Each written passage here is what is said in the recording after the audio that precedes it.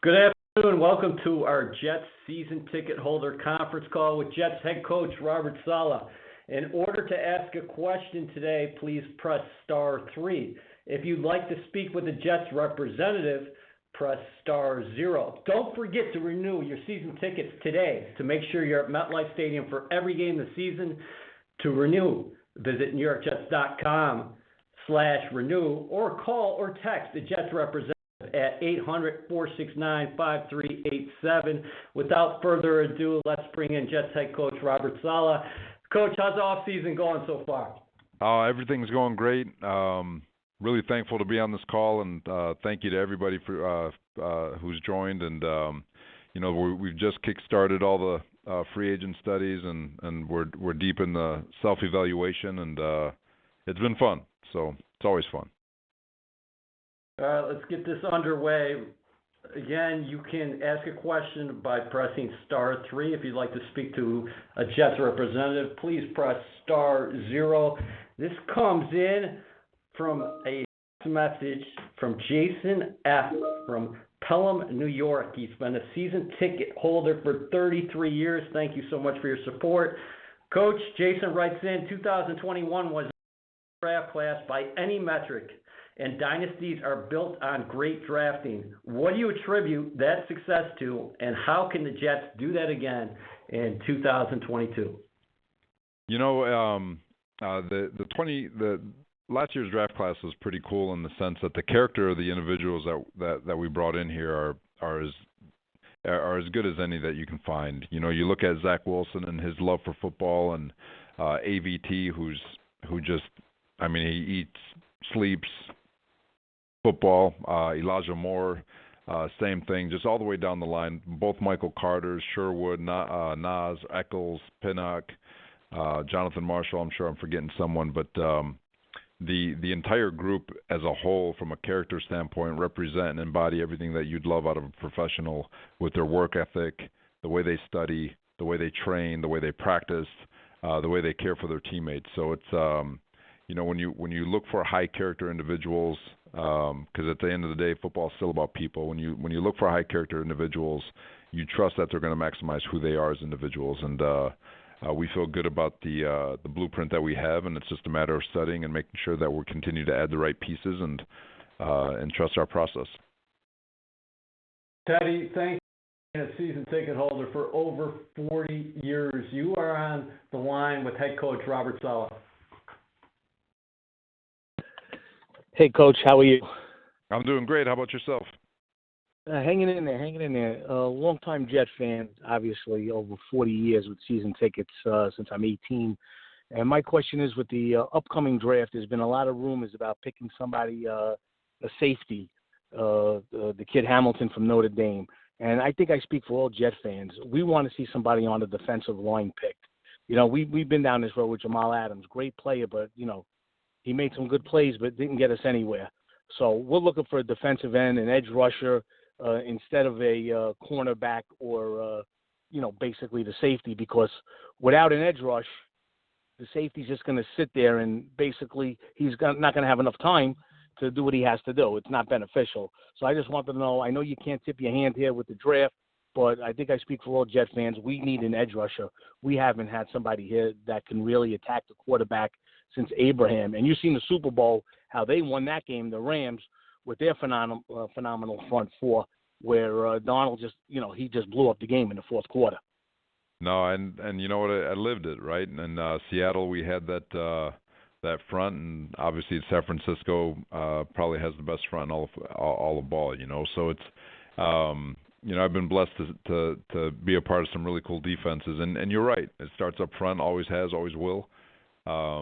We haven't really. We're about to dive deep here in the with the draft stuff as the combine approaches, and we start studying and talking to these guys and getting our hands on them. And everything's always open, but you and me, we talk the same language. And if you want the secondary to be better, fix the pass rush, right? But we're really excited about the group that we have and the things that we've been able to, and the way they've been able to evolve and develop as the course of the year went on. It's a very young group back there, but at the same time, there's so many different places, and with regards to offense, defense, there's a million different directions we can go, and to kind of pinpoint it to one position right now would be premature. But you're right. The great defenses, great quarterbacks are kind of neutralized with a four-man pass rush, and if you can rush four on even the greatest ones, and it's shown time and time again that a great pass rush neutralizes great quarterbacks every time. So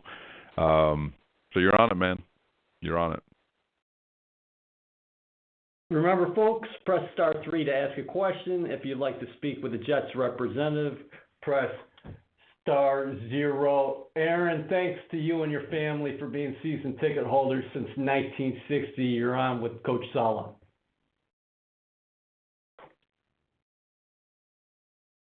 Were you? Did you mean Irwin?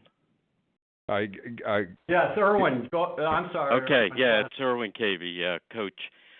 Thank you for taking my question. Thank you for your patience with our program, and especially for your revitalization of hope and excitement to our program. Season ticket holder since 1960, sat at the Polo Grounds watching the Titans, and have actually only missed one game since 1960. My question is, what, if anything, did you learn in year one that you wish you had known day one? I've knock on wood, I have enough friends in the business that kind of prep you for what to expect in year one, and but they all say it. No matter how much they try to say it, and I'm sure a lot of you can relate. No matter how much you prepare for something, it's always more than you expected when you actually have to do it. And so the administrative aspect of being a head coach, and the amount of people that walk in and out of your office, and the lack of time that you have from a football standpoint. We got here because of our football acumen, and so trying to balance that out was obviously the biggest learning curve, but felt really good about the way the season ended in terms of how we were able to allocate time, and making some adjustments this off season. Hopefully I can get even more ball in. So it's so that's kind of the biggest thing, the biggest learning curve from a coaching standpoint is the administrative aspect of it, and the amount of different people and departments that you have to deal with on a day-to-day basis. Just a reminder here, star 3 in order to ask a question for Jets head coach Robert Saleh. Also, if you'd like to speak with the Jets representative, you can press star 0. I'd like to remind folks that the coach cannot speak on players who are currently who have contracts on other teams.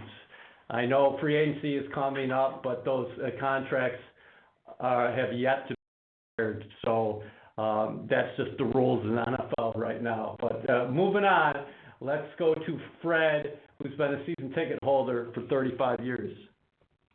Thank you very much, Coach. I greatly appreciate your not only your positive attitude, your enthusiasm, and your knowledge base, which is really apparent. I just want to push back on one of the other fellows, and I totally get about whether the offense and defense starts with the lines.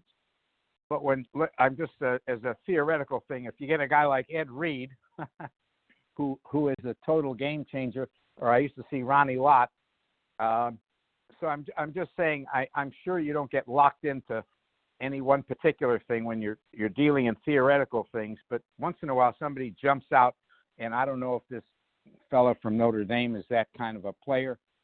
But again, just my question is, and another thing about the attitude that a player presents, and I know you're studying when you talk about high character, but how much of a difference, and how do you try and assess that in the interview process when everybody is going to be confronted with getting knocked down, and those that get back up is better than ever? Yeah, no, that's a really good question. I've always believed that money only makes you more of what you already are, right? And so these young men are coming into this profession, and there's going to be a lot of money thrown at them, and so you can't discount what you're reading, you can't discount what you're seeing, and it's very, very important to dig deep and get to the root of who these men are as individuals, and understand that when this person comes in the building, whatever you think the issues were, they're only going to exacerbate with money, right? So it's just trying to figure out what makes these young men tick, why do they play the game? Do they play the game because they like it, or do they play it because they love it? There's a distinct difference between the two when you look at guys who play the game because they like what it does to their brand and all that stuff, or are they playing the game because they just absolutely love everything about it? They love the football part of it, they love the studying, they love rehab, they love training, they love the locker room, they love everything about ball. Those are the ones that usually work out in this league, and so you study, you dig deep, and you try to figure it all out, but and between now and the draft, that's exactly what we're doing, and that's basically what the entire league is doing, and trying to figure out, which guys are gonna stand the test of time with regards to longevity in this league and being productive. The Jets are scheduled to have 9 draft picks in this year's draft, including 4 of the top 38 selections. Last year in the 4th round, they grabbed Michael Carter out of North Carolina. Matthew, you are on the line with head coach Robert Saleh. Hi, Coach. Thank you for taking my call. Oh, thank you for being on it. Yeah, I really liked the way that Michael Carter came along in his development, especially in the second half of the season. Showed a lot of explosiveness and really something the Jets haven't had in a back in probably quite a while. Do you foresee him maybe serving as a feature back moving forward, or do you think maybe he becomes more effective when you have another complementary back, say maybe somebody taking the draft or pickup in free agency coming up here? No, Michael, he had to catch up to the speed of the game, third down, all those different things. But once he started catching up, I don't think he was tackled once by the first defender. He broke tackles at an extremely high rate. I think he was top 5 in the NFL in breaking tackles. And but as far as the feature back part of it, there's that the more and more, you're seeing, from just so you get more of from a longevity standpoint, it's not necessarily committee, but more of a complement. So ideally, you have a 1-2 punch in there, and guys have different roles and they serve different purposes. But Michael can definitely carry the load, and he can definitely do anything you ask him to do. But there's also there's 17 games in the season now. You want to make the playoffs, and obviously have a stretch in there. So there's also that part of it. So making sure you pace it, but Michael is slowly earning the reputation and earning that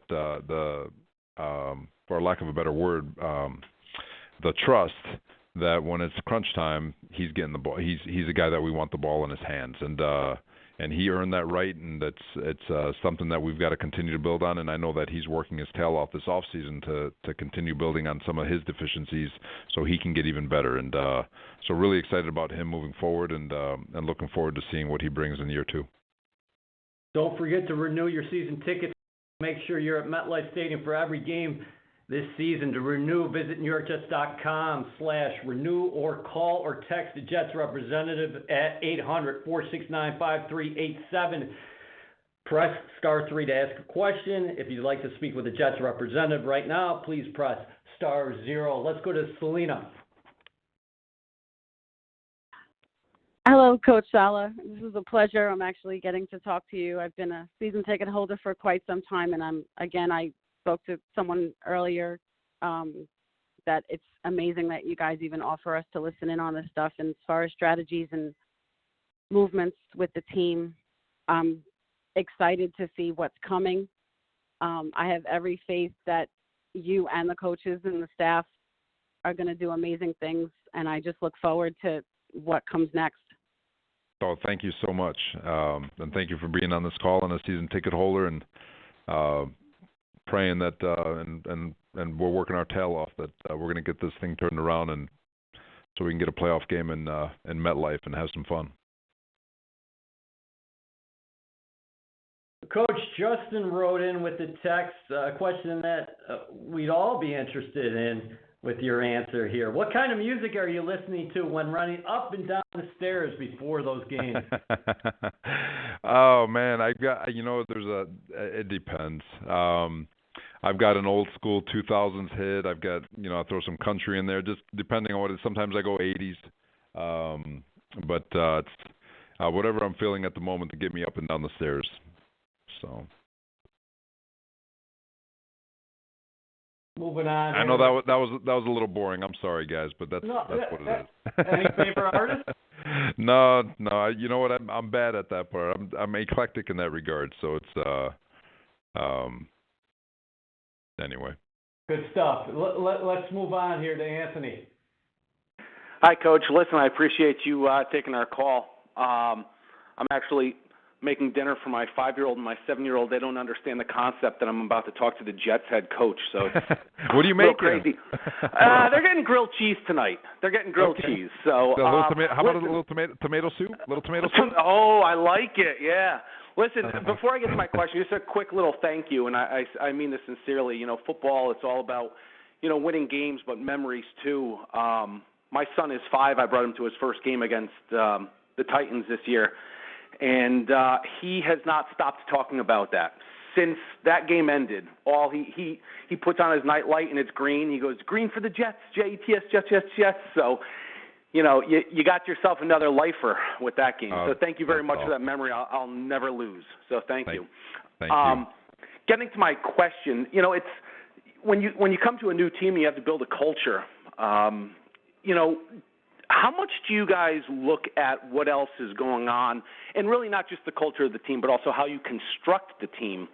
How much do you look at what else is going on around the league and having to game plan around that with certain types of players, as opposed to saying, no, you know what, we're going to build our team and we're going to make everybody else worry about us? You know, Vince Lombardi used to say, yeah, you know we're going to run, but until you prove you could stop it, we're going to keep running it. So is it a delicate balance of looking at the rest of the league, but also trying to create your own identity and letting everybody else have to be concerned with you? No, you're on it 100%. That's a very good question. So we always look at there's two types of people in terms of being internally motivated versus externally motivated. Externally motivated people obviously have a ceiling and they cap what they're capable of, because once they've reached that external motivation, it's over, right? I mean, there's what else are you fighting for? But if you're internally motivated, you're always striving to beat yourself, because when it's internal, you're always trying to PR every single day. So in a global sense, so that's an individual sense. So in a global sense, you're right, it is about us. Now, do we study trends and do we study scheme and are we always trying to stay at the forefront of evolution? Absolutely. But as far as our philosophies and what we look for from a character standpoint, an athlete, and how they fit in our scheme, it is about us. And as we go into game day, it is about us. It's we focus on us, and the belief is that if you focus on you and you make it about you and you do everything you can to maximize who you are, then you'll make the great ones look normal and you'll embarrass the bad ones. So that's just where we are from a mentality standpoint and what we're trying to develop here. So please press star 3 in order to ask a question. For head coach Robert Saleh, please press star 0 in order to speak to a Jets representative. Let's go up to Chris, who's been a season ticket holder for 3 years up there in section 313. We thank you for your support. Good evening, Coach. How you doing? I'm doing great, and yourself? Good, thank you. I was wondering what the Senior Bowl experience was like. If there was any players that you really got to fall in love with, spending a week with them, and if you're scared Coach Middleton might take your spot. He remains undefeated. No, Ron's the man, right? I love him. No, he's fan. That's why he's here. He's one of a kind and he's special. And no, the Senior Bowl was great. I've been blessed. It's the fourth time I've gotten a chance to coach that football game. Obviously from a different lens with regards to being an advisor and just watching. But there's beyond the players, I got to see some of our young coaches in action and got to see them run rooms and do all those things, which I was super excited about. And and we actually lost a couple because of that Senior Bowl that went on to greater pastures. So it's it was a really cool experience, not only for our coaching staff, but there's a lot of great players that are at the Senior Bowl, and being able to see them up close. I'm not going to get into specifics. We don't want to give up too many secrets, but there's definitely some players that caught our eye and on offense and defense and even special teams. So it's there was a lot of value taken out of that week, and grateful that we had the opportunity to do it. Yeah, the Jets staff brought the juice all week down there in Mobile, Alabama. Of course, the Combine is next week. That begins Monday in Indianapolis, Indiana. Let's go to Daniel. Hello, Coach. Can you hear me? I got you. Oh, excellent, Coach. Wow, how exciting to be seeing the head coach of my favorite team.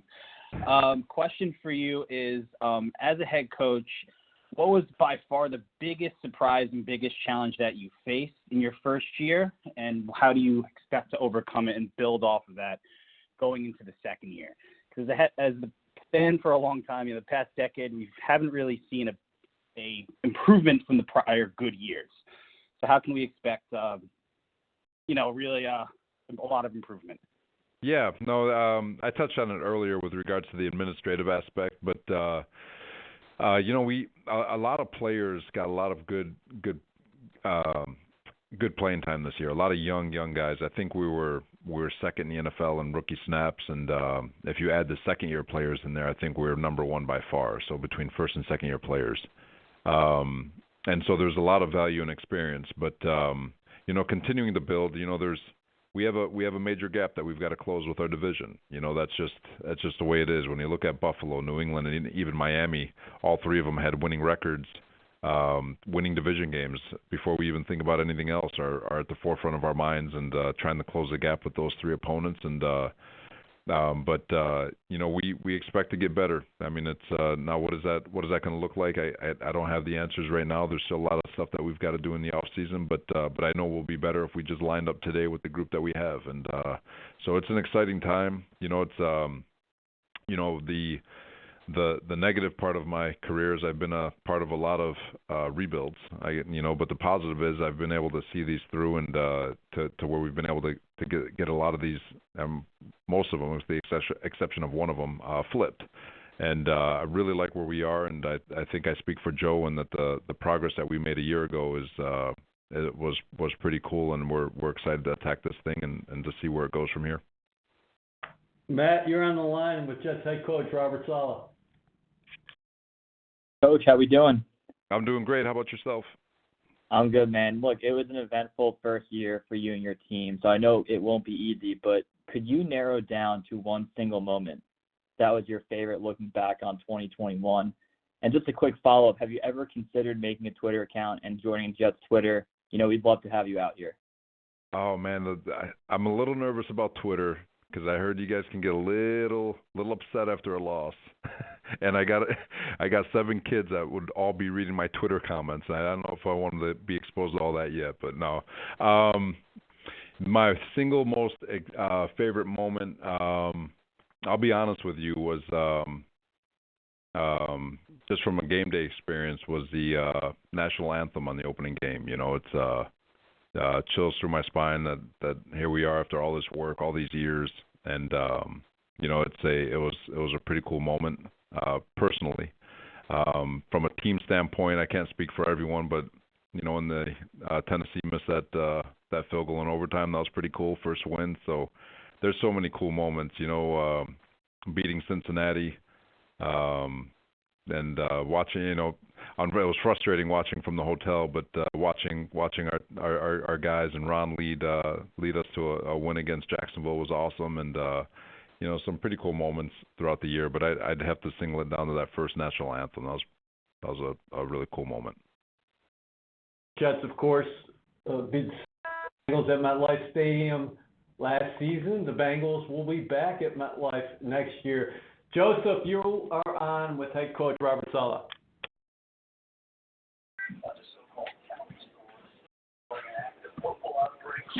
Joseph. Yes, how are you? Good. Go ahead.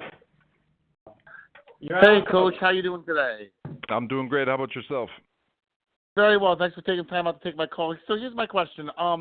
With $50 million in the cap and all the draft picks we have, what are you guys doing to make the Jets a destination? We want good free agents coming here, bringing us some wins here.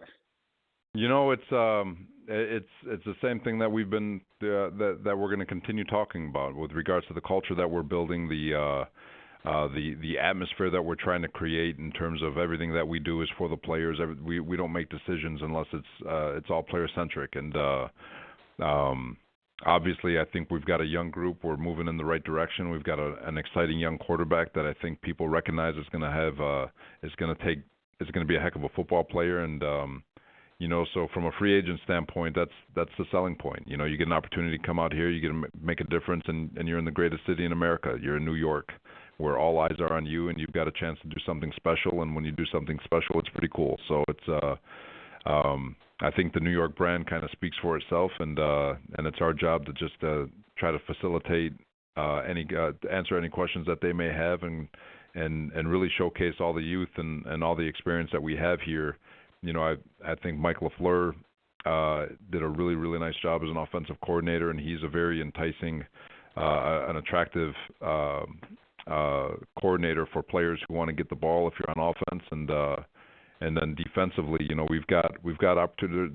There's ways for us to get better, and there's a lot of opportunity for us here on all three levels, and so it's kind of an easy sell, to be honest with you. Press star 3 to ask a question. If you'd like to speak with a Jets representative, press star 0. John Rosen, thank you for being a season ticket holder for 16 years. You are on with Coach Robert Saleh. Wow, it's great to speak with you, Coach Saleh. Thank you for taking my call. Thank you.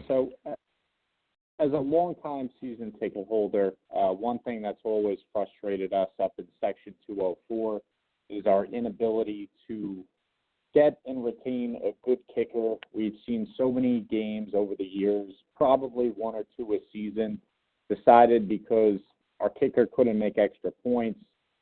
And, then we end up going for two and falling behind the 8 ball. And when you're a rebuilding team like the Jets, it just gets so hard to come back. Another great special teams player we have now is Berrios. I hope he comes back. But how do you guys feel about the kicker position going forward? Amendola has a fantastic leg, but he couldn't find the upright. So thank you for taking my call. No, that's it's one of the more underrated aspects of football. The kicker scores points, so he's got to be on point. He's got to be on it, right? And we really like the way Eddie Pinheiro finished off the season. His legs seemed to get stronger as the year went on, and the young man's unflappable, which is kind of what you need in New York. And I think he had a kick where one of the kicks he kicked right into the rear end of the guard. He just missed it, and he came off the field, and Coach Boyer is talking to Eddie. He's like, "Man, what the heck was that?" He goes, "Shoot, I thought I kicked it good." He's unflappable, but he goes on, and he was very trustworthy, and he made a lot of kicks. I don't have his stats in front of me, but I think he was perfect on field goal attempts. But really excited about him. But there's also going to be some competition that's brought in because you're right, that position is very, very, very, very important and can't be understated. And it's when you find a good one, you got to hold on to them for dear life. But we like the way Eddie finished the season, and bringing in some competition will be a definite topic for this offseason. Ralph Gallo has been attending Jets games since 1965 at Shea Stadium. Ralph, you are on with Coach Robert Saleh. Hey, Coach, how are you? I'm doing great, and yourself? Good. My question is Zach Wilson working out with John Beck yet, or he hasn't started yet? No, he's been working. He's from my understanding, we're not allowed to talk to him too much except for hellos, but he's kept us abreast, and just he's enjoying his first off season as a professional player, but he's gotten some workouts in with John Beck. He's flying down to Miami to work out with Elijah Moore and Corey Davis and his receivers, and Berrios will be down there too. And so he's they're putting in the work, and they're just getting together themselves and just getting some workouts in. So really like where his mindset's at, and excited to get him back here in April. Connie, how you doing this afternoon? You're on with head coach Robert Saleh. Connie, are you there? Hello? Hey, you're on with Coach, Connie. Okay. I've been a season ticket holder since 1978, along with my husband and son, and we've seen all types of Jet players come and go. I'd like to know what you plan to do with the offensive line next year, because they seem to be a little bit on the thinner side. I think they need to be beefed up a little bit to give protection to the quarterback. Yeah, no, it's we really like the way George Fant came around. Really did a nice job at that left tackle spot, and AVT at left guard did a really nice job. Obviously, for a rookie year, I think he's got all-pro potential. McGovern really got better as the year went on, and he got used to the task that he's being asked to accomplish. It's playing center in our system is not easy, and he got better as the year went on. LDT and stepped in. I know he's a free agent, but he's the guy that we'd love to have back. He stepped in and did a really nice job. But the key there is Becton. He's and obviously Morgan Moses. We'd love for him to come back, but Becton is a young man. He's working his butt off. He's trying to get back. You guys, everybody on this call knows him.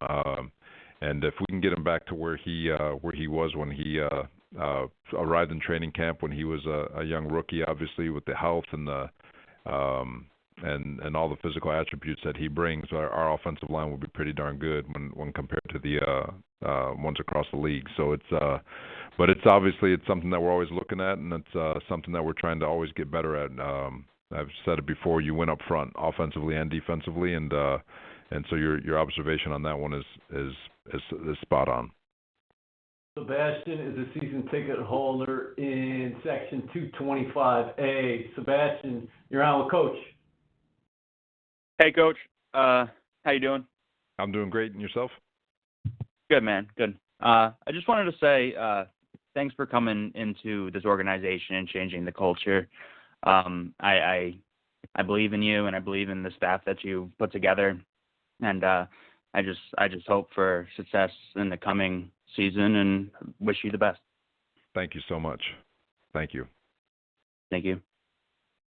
Remember, you can ask a question by pressing star 3. If you'd like to speak with the Jets representative, press star 0. Don't forget to renew your season tickets today. To make sure you're at MetLife Stadium for every game this season, renew, visit NewYorkJets.com/renew or call or text the Jets representative at 800-469-5387. TJ, go ahead. Hey, Coach. Thanks for taking the time to speak to us. A long-time season ticket holder. However, I did spend about a dozen years out on the West Coast.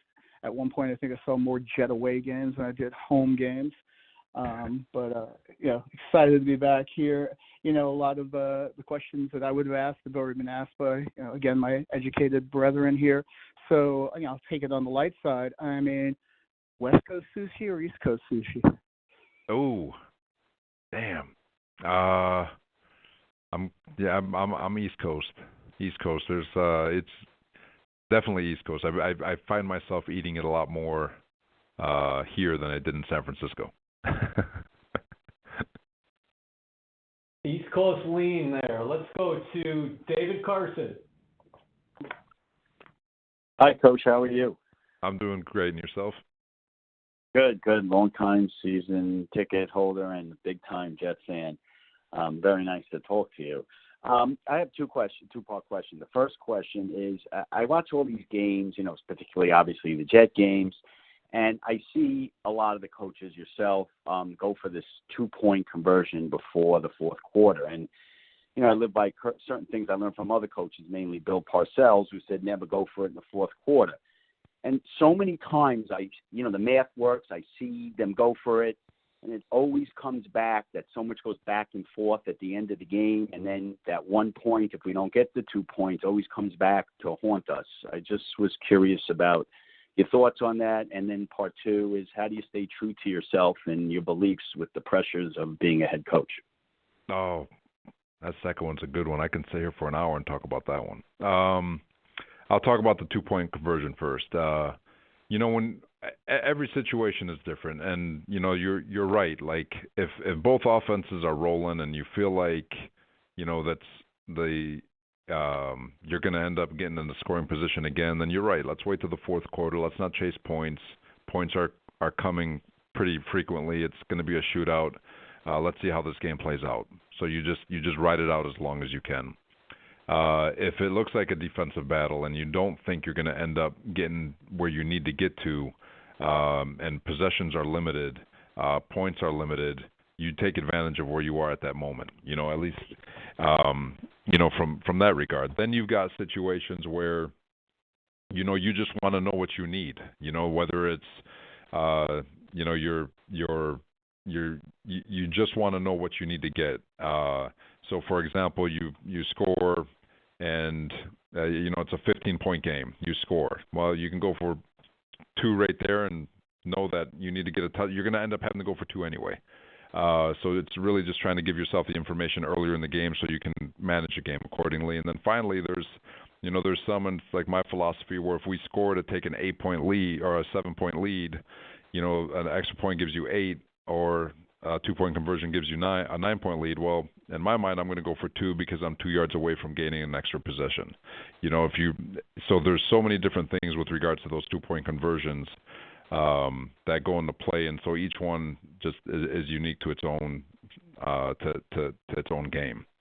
To answer your question on staying true, it goes back to just trusting who you are as an individual, and trusting your philosophy of what you want to get done. So when you're dealing with there's stress and there's pressure.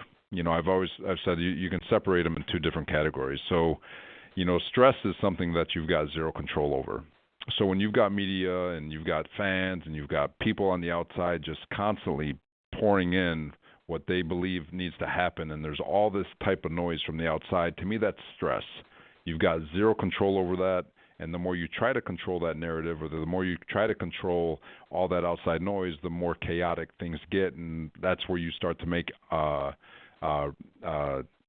unsound decisions to appease the external motivator that has really no effect, should have no effect on what's happening. But pressure is something that you've got absolute full control over, and that's all the noise that's in the building. That's all the messaging that's in the building, and staying true to that message and staying strong so you can stay very, very sound in all the different decisions you make, and the trust that your process is going to work. Now, does it always work? No, but you know that if you stay true to your process and you stay true to what you believe in, and you keep the pressure on, which is all internal, you're going to make good decisions that put you in position to win. But as soon as you start listening to all that external stress, that's when people go a little bit crazy. So hopefully that answered. That was kind of a brief answer, but hopefully that answered it. Awesome questions today. You still can get in here by pressing *3 to ask a question. For head coach Robert Saleh, if you'd like to speak with a Jets representative, please press *0. Let's go back to the text messages, and this comes in from Will Parkinson. Coach, going into 2022, what adjustment do you have as a staff have to make to get the most out of this defensive scheme and be able to balance head coach responsibilities with just getting to coach these guys up? Yeah, you know what? We like the way we finished the last 7 games of the year. So after, we started really strong.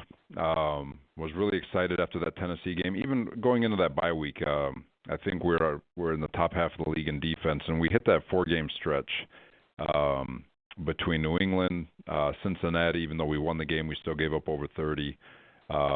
Buffalo and Indianapolis and Buffalo. That 4-game stretch really. We were on a record pace. It wasn't our greatest moment, obviously, but the last 7 games really thought that we kind of weathered the storm and got better as the year progressed and finished the season really strong. I think we finished middle of the pack in defense just through those 7 games, somewhere in there, and and we have a long way to go. There's a lot of things that we have to do defensively to really hone in on the techniques that we're asking. We've got to tie in our Russian coverage. Russian coverage was working in the first half of the year. It fell apart in the second half of the year. So we're really studying to find the answers on why that happened and what we need to do, whether it's practice, trying to ease the defensive line so they're a little bit fresher. I mean, there's a lot of things that we're looking at to try to help that, but from personnel to personal evaluation with regards to how we practice to scheme. That's all the stuff we're studying now to try to find a way to take that next step to become a defense that can take over football games. Jets games are a family affair for so many of us. Richard, I know You were taking in games with your wife and daughter last season. You are on with head coach Robert Saleh. Hey, Robert. Thanks for taking our call. First time season ticket holder, 5-year-old daughter and my wife. But I grew up loving Wayne Corbett with my grandfather. He got me into the Jets. I noticed that you were a tight end in college. I just wondered what took you from being an offensive guy, and then I think at least Wikipedia said your second job on was all defensive, and I just wondered what made that switch happen. Yeah, no, you know what? So Bobby Williams, he was the first person to give me an opportunity. I was a graduate assistant at Michigan State, and I was on the offensive side of the ball. After my first year, he was let go, and John L. Smith comes in, and I was the only GA, and he was a defensive-minded head coach, and he put me on defense. And the short answer is that's where I was. That's where I've been ever since. And I had a chance to get on offense back when I got to the Houston Texans and with Kyle Shanahan, but I won't get into details on why that didn't happen. But defense became the calling, and I fall back on some of that experience that I had on offense, and it actually helps me understand what offenses are trying to get done, and so there's a lot of playing that side of the ball has really helped me as a defensive coach, and it's something that we do here with our younger coaches is we put them on opposite sides of the ball so they can learn that phase of it, and then we get them back to home base, if you will. So they have more of a well-rounded view of football, and so it's everyone's there. Nate Hackett, it's funny, he and I worked together at Jacksonville, and he was a linebacker in college, and now he's an offensive guru. So and coaching for the Broncos, but you never know where you get there. It's just a matter of teaching and putting these guys in the best position possible and letting them play. You can press *3 in order to ask a question. If you'd like to speak with the Jets representative, please press *0 right now. Jim, you're on with head coach Robert Saleh. Good afternoon, Coach. Thank you so much for taking my call. First, I just wanted to commend you and your coaching staff on the effort this year. I know the record certainly wasn't what any of us on the phone here wanted, but you and your team, you guys played with a lot of passion, coached with a lot of passion, and I really appreciate it. I know it's only February, but my question is about next year and measuring success. Two things. One, what do you view as a successful year next year?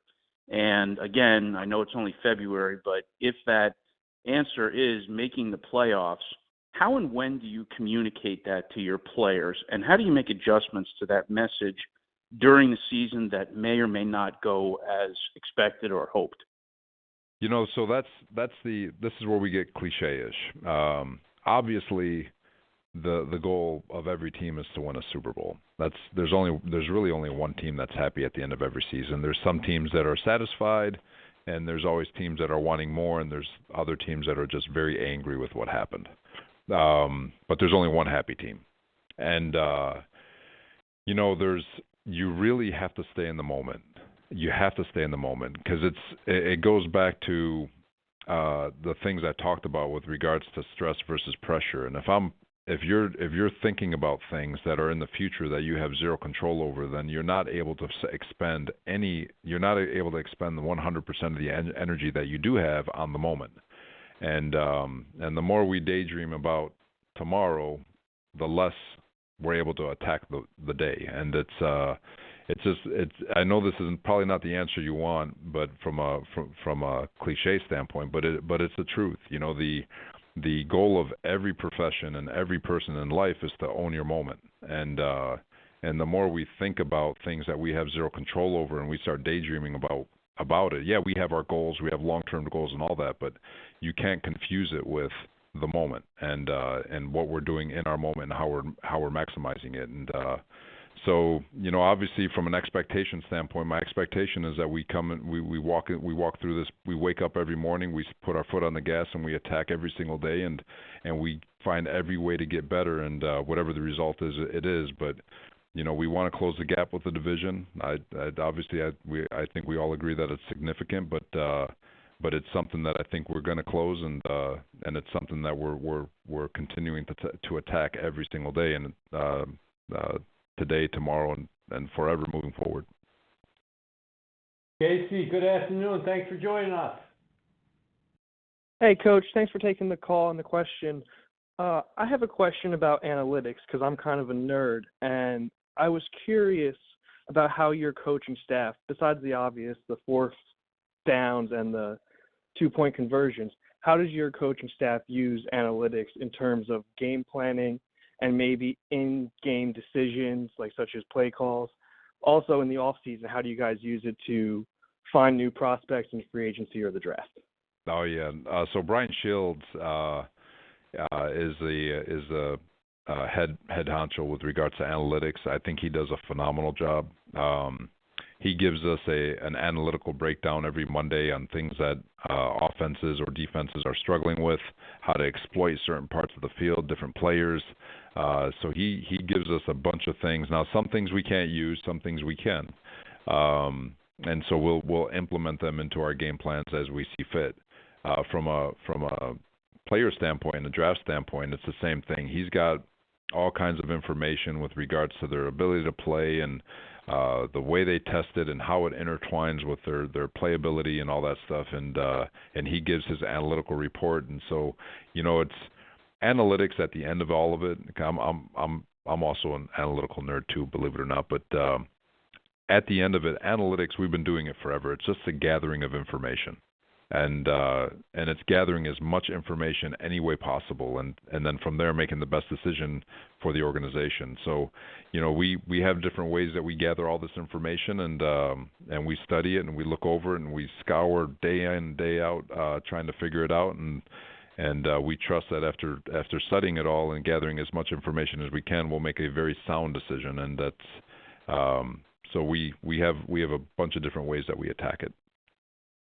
From analytics to number 2, let's transition to Joel. Hey, what's up, Coach? First of all, I'm excited that you're the Jets head coach. I'm very optimistic about the future. My question pertains to Zach Wilson.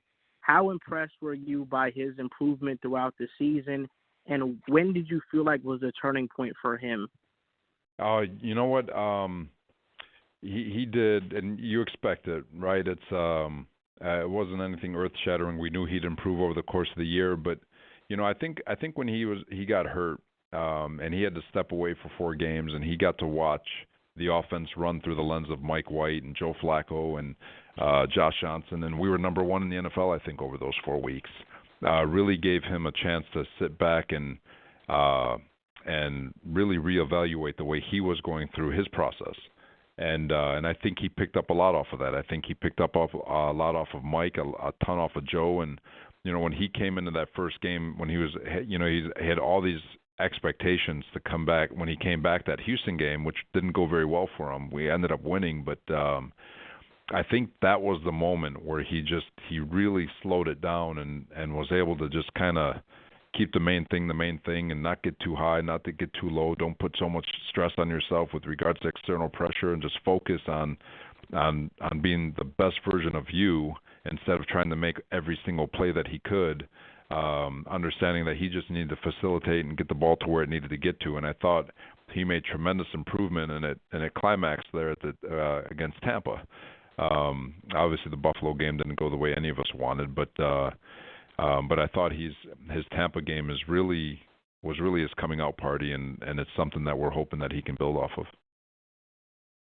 Jets are scheduled to have 9 selections in the draft this year, including a pair in rounds 1, 2, 4, and 5. And you are on the line.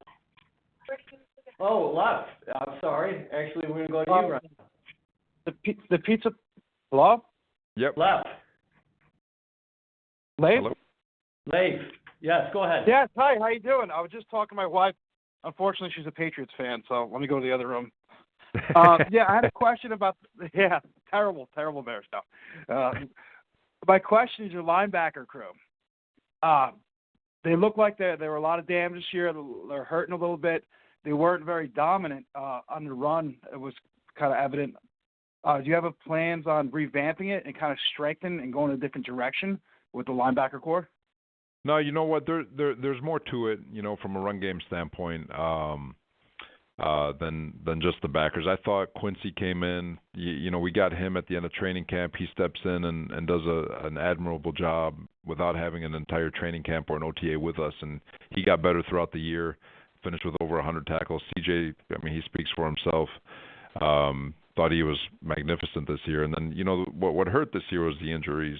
Jared Davis was really coming on strong during training camp, and he gets hurt, misses 6 weeks, and was never quite right. I tried to come back early for his teammates, wasn't quite right, but was really able to contribute on special teams. You lose Hamza, you lose Sherwood, we lose Blake Cashman, so we suffered a lot of different injuries that really just had us it was like a revolving door. I thought Delshon Phillips did a really nice job, but there is more to it from a run game standpoint. I look at whether it's run or pass, it's a total team effort, and all 11 doing their job to making sure that we keep things at a minimum. And but happy about the linebacker crew. I think they're going to get better. Obviously, getting Sherwood back, Hamza getting some weight on him, and bringing that speed and length to the football field, and we spent a lot of our time in nickel because of the lack of depth at linebacker because of all the injury. So it's so all of it comes into play rather than just trying to single it on one group. It's more of a collective whole that we all have to get better at.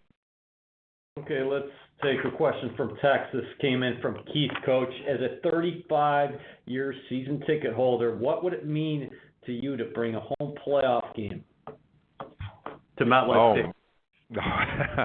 It would be unbelievable to have a playoff game here. I could only imagine how crazy this crowd would get. I got a small taste of it against New England in the opener. I know it didn't last very long because New England got after us a little bit, but I felt it in the Cincinnati game, felt it against Tennessee. I can only imagine when the stadium is full and it's rocking and it's got Jets fans who are constantly on their feet, and there's you got the Jets chant rolling. I think it would be epic. Let's put it that way. The NFL Combine begins next Monday. Sam, you're on the line with head coach Robert Saleh. Good evening, Coach. How are you? I'm doing great, and yourself? I'm doing well, thanks. And I just want to say I'm happy that there are new regimes in charge of this organization. My question goes to drafting, because it seems that you and JD are trying to build the right way with the draft, and hopefully everybody will resist the effort to go trade draft choices for some superstar who won't put us over the top. If you look at the last two draft classes, the 2021 class, which you probably had a say in drafting, seems to be an excellent class with a lot of good players who contributed. If you look at the 2020 draft class, if Becton doesn't get healthy and stay in shape, you're going to basically have a very good punter in the 6th round. Can you tell me what was done differently, and maybe it's you were in the room, to lead to a significant difference between the 2021 and 2020 draft class, and hopefully why we should think the 2022 class should look like last year's and not the years before? No, that's a good question. I can't speak for the 2020 draft. I know that there's more to it than just looking at this year. I know this year didn't go the way the group wanted, but there was also a lot of excitement for that group after the first year. So, their story's not done yet. Obviously as a collective whole, it's got to have a really good off season. I thought Ashton Davis came on, and I think he's going to have a really nice off season, and hopefully he gets a little bit better. And Bryce Hall stepped in at corner, did a really nice job. Bryce Huff stepped on as an undrafted free agent. Got to count those. And Goodry was a big-time contributor. So I know Becton, we'll get him back going. So I don't think the 2020 draft story is written yet. It's not even close to it. But speaking for us and Joe and I and the way our staffs have communicated, I think there's a really cool formula, and it really is across the NFL when the general manager and his staff, and then the head coach and his staff are locked in arms, and the amount of communication that we had a year ago and the amount of communication that we continue to have, when that stuff takes place, it's very, very hard to miss on guys. There might be a disagreement on who might get taken first or in the first round or whatever, but when you communicate to the degree that I think Joe and I and our staffs are communicating, the risk becomes very, very small. The gap and disagreement is very small. But when there isn't communication, that's when you miss completely.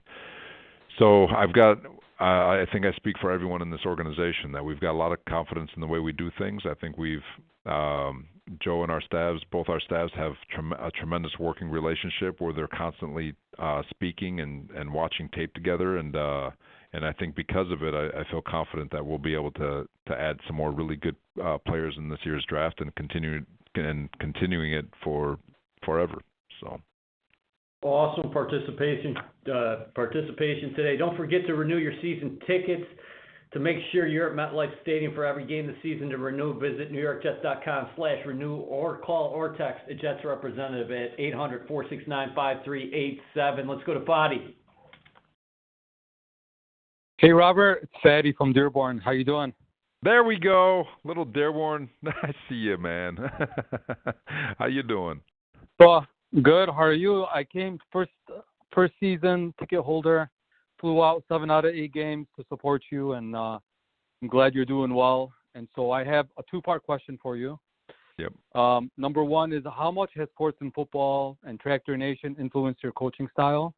And have you thought about how cool it would be to draft and coach a player from your hometown in Aiden Hutchinson? Oh, there we go. So first part, obviously, my high school, very proud of it. It's a very unique school, one of the winningest schools in the history of the state of Michigan. And Coach Walker, he's been there since he was there when I was there. He had just started, but he's got a history there. And the life lessons that you learn at Fortson, it's more than just football. The character of men that come out of Fortson is pretty cool, and it's a credit to Coach Walker and the way he runs the entire program. So it's my heart's always in Fortson, but as far as Aiden, I know he's got a lot of, he's had a heck of a career, and it's going to be awesome to get to know him over the next couple of months, watch his tape, get our hands on him, and just really talk ball with him. And but he's one of a lot of guys that we're really excited to look at and talk to. So really looking forward to the draft and to see how it shakes out and to see the direction that we go in. Mark Marino, you will be the last question today. You are on with head coach Robert Saleh. Hey, Coach, appreciate you taking a couple of seconds here. I'll try to get this done quick. I know we're up against the clock here. I wanted to ask you a question about facing adversity, and in particular with such a young group of men that we're trying to get up to speed here. If a player is facing adversity, say they've blown a coverage and something happens, versus a team adversity where, like the Tampa Bay game ends, what can the coaching staff, or what does the coaching staff do to get either that player back in the right mind frame, or to kind of get the team back into, okay, forget that, let's go to work? Yeah, no, from an individual standpoint, that's part of the makeup of an individual. When you keep things internal and you keep the main thing, when things happen in game, you have to be able to move on. You have to be able to go to the next play. So you look at corners who have a short memory. When they get beat, can they line up and go play like nothing happened? And those are the guys that you covet. And I think for the most part, that's the way most players are built. Now, when you get to the next day in the film room and you're dealing with the team, you're not only dealing with that individual to kind of go back over tape and see what went right, what went wrong. there's an old saying that you treat both imposters the same, whether it's positive or negative. You've got to treat them both the same. And what I mean by that is, there's complacency happens when you're winning. You think you won, so it's okay. You buzz through the tape, but and when you lose, it's time to be hard on yourself and try to figure it out. But the reality is, whether you win or lose, whether there's adversity or success, there's always tremendous teachable moments in those events. And so when you're dealing with adversity, you attack it no differently than you would if you had success, and that's to learn off of the mistakes that you made and learn on the whys you may have had success. So whether you had a bad game or not, we'll just say a player goes in and he has a bad game. Well, I promise you there are some good things that he did. So it's important to not only focus on the why the good happened and why the bad happened, and really come to a conclusion or an answer for those questions, so that way we can get better, so things like that don't happen again. And then on the flip side, if you keep yourself focused on the whys for positive and negatives, and adversity really should never be an issue, because again, you're in the moment, you're focusing on the why, you're trying to get better on both success and adversity, and you're treating them both the same as an opportunity to get better. You trust that what you're looking for will happen. This was an awesome call. Don't forget to renew your season tickets today to make sure you're at MetLife Stadium for every game this season. To renew, visit NewYorkJets.com/renew or call or text a Jets representative at 800-469-5387. We thank Jets head coach Robert Saleh for his time, and for all those who listened and participated today. We will see you soon. Thanks, guys.